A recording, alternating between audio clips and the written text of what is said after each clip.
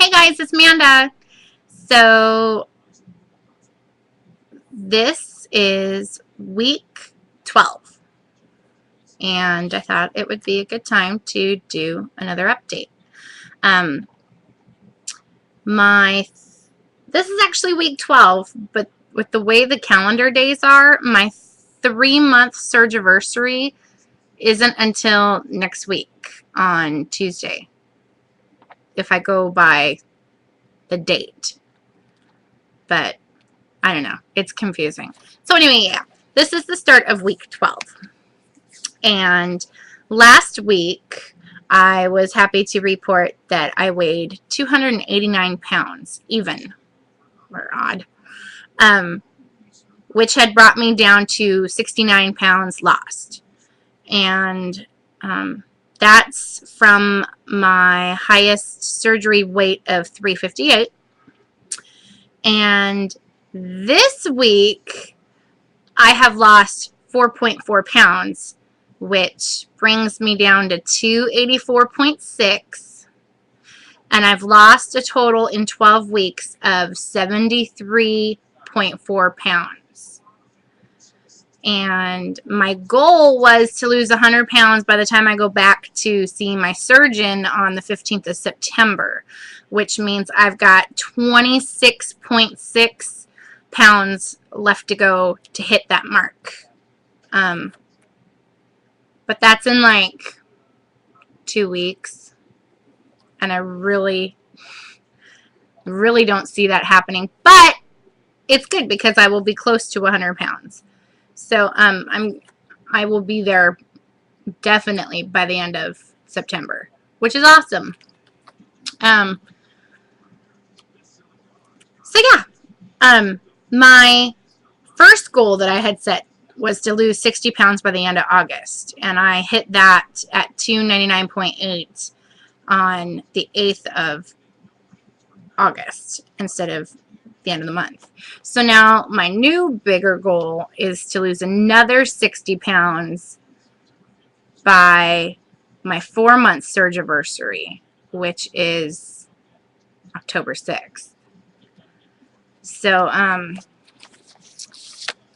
that leaves me like 44 more pounds to go, I think. I don't know. I have to do the numbers. I have in the back of my little book that I showed you guys, I have my goals. And each week I update what I have left to lose, just so it's a mental note to hit that goal. And so I'm going to read these to you real quick because I'm crazy. My first goal was to get below 300 pounds by the end of August. My second goal was to lose 100 total by September 15th, and I want to get a tattoo as soon as I hit 100 pounds lost. I already have 2. I want to get another one. My third goal is to lose 60 pounds by October 6th. When I hit 250 pounds, I'm getting on my bike and going for a bike ride. Goal number 5 is my 200 for 200 goal, which means when I hit 200 pounds, I'm going to take $200 and I'm going to go shopping for clothes and new underwear and matching bras and all that stuff, because I've never really bought in the whole matching bra and underwear thing, so I thought that would be kind of cool to do. And then when I hit 220 pounds, I want to go horseback riding. So those are my little goals that I'm going to reach. And like I said, this was done on Saturday, and I've lost like 2 pounds since Saturday, or 2.3, I don't know. So I have to update how much I have to lose to hit those goals. But anyway, there's some other stuff I want to talk about. I've had a request from, I should sit up higher, from several people who want to know what it is I'm doing to bring my weight off so drastically so fast. And the answer is not a damn thing. Sorry. I am not working out like I should be. I joined a gym, but I'm just so tired in the evenings that I don't even go. So I canceled it because you're allowed to cancel it within 30 days. My goal, hopefully, is to put either a treadmill or a elliptical on layaway through Sears. Get that paid off and get that home as soon as I can. I do have an elliptical. It's a Gazelle, but there's no resistance on it. So even if, I mean, I should be riding it, but in the long run, I need something else. So I have that for now that I'm going to be trying to get back onto. So yeah, for working out, it's just chasing after kids at work all day. And then I go shopping with my mom on the weekends. We walk a lot. But during the weekday, at the end of the evening, I'm sitting on my couch. That's usually how it goes. What am I eating was another question. So I'll quickly give you a breakdown of how my day is.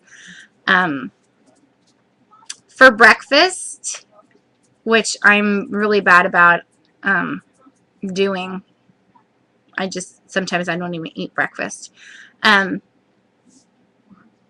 But I always try to do a protein shake or some yogurt, which I'm told now I'm allowed to have yogurt now, but I'm told that once I go in for my next appointment, they're going to tell me to curb it because it's considered, quote, a slider, which means like pudding, yogurt, anything that's like kind of slippery moves through your pouch faster, and they don't want that because you don't feel as full.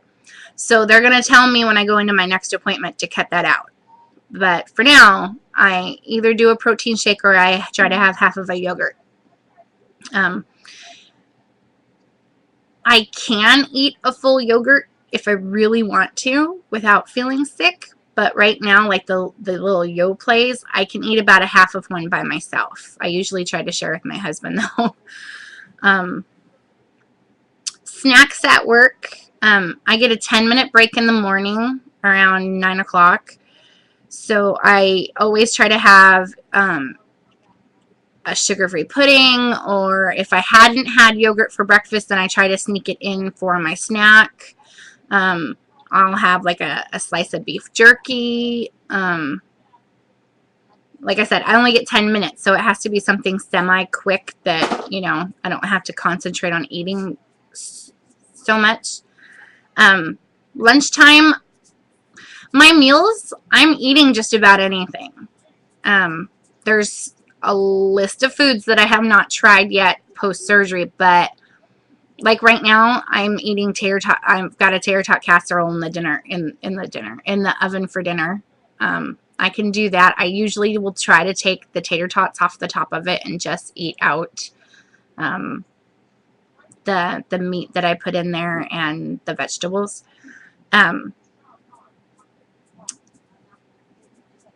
So yeah, lunches, I usually will try to do a salad or more jerky, or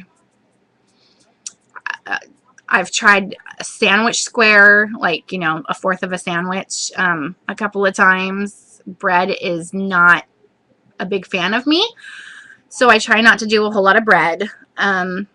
Dinners, like I said, I'm eating whatever. I just watch what I'm eating and I modify it for me. And like I can't do seafood because I'm allergic to it. I can't do pickles and cucumbers because I'm allergic to it. Ground beef, since surgery, is kind of harder for me to eat. I'd rather do ground chicken, but I still do ground beef.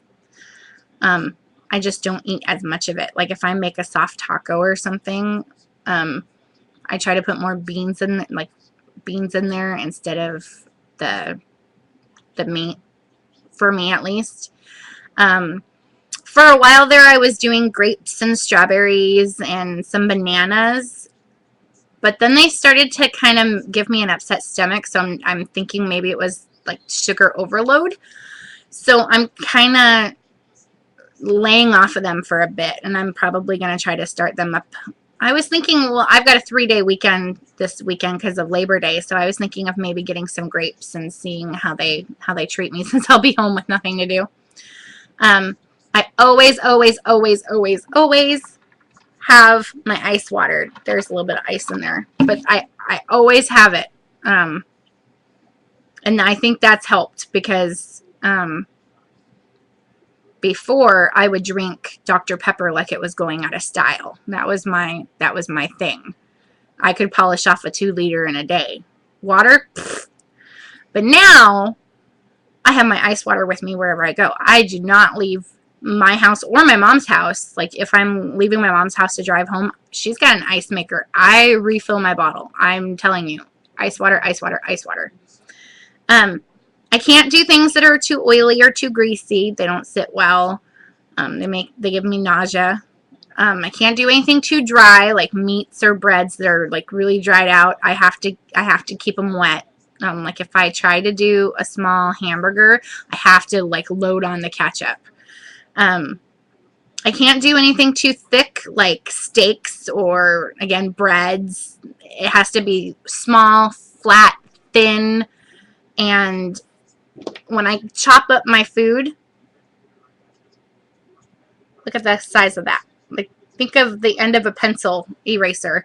That's how small a lot of my bites are because, and as a rule of thumb for me, I will not swallow anything down that doesn't feel right while I'm chewing it. If I feel like I've got too big of a bite, I won't swallow it down. I'll spit it out. If I feel like I'm chewing on a piece of meat and it feels too fatty, there's no way I swallow that down. I spit it out. So I'm going through a lot of napkins. And I can't do anything too spicy, I've noticed. I tried Wendy's chili about a month ago, and I've even made some chili here at home that I can't even eat because it's too spicy. It just irritates my stomach.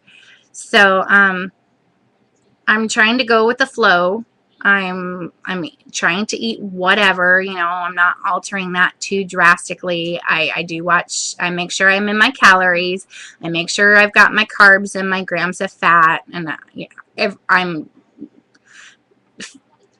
excess fat grams doesn't sit well with me either. So the lower the fat for me, the better. Most of our foods when I go shopping are fat free or low fat or non-fat, you know. You get the point. So yeah, here I am sitting here talking about what I'm eating and what I'm not eating. So this is mainly for you, Stacy. I am going to cut this one short and get it posted, and you'll probably hear from me again in a few more minutes. Bye.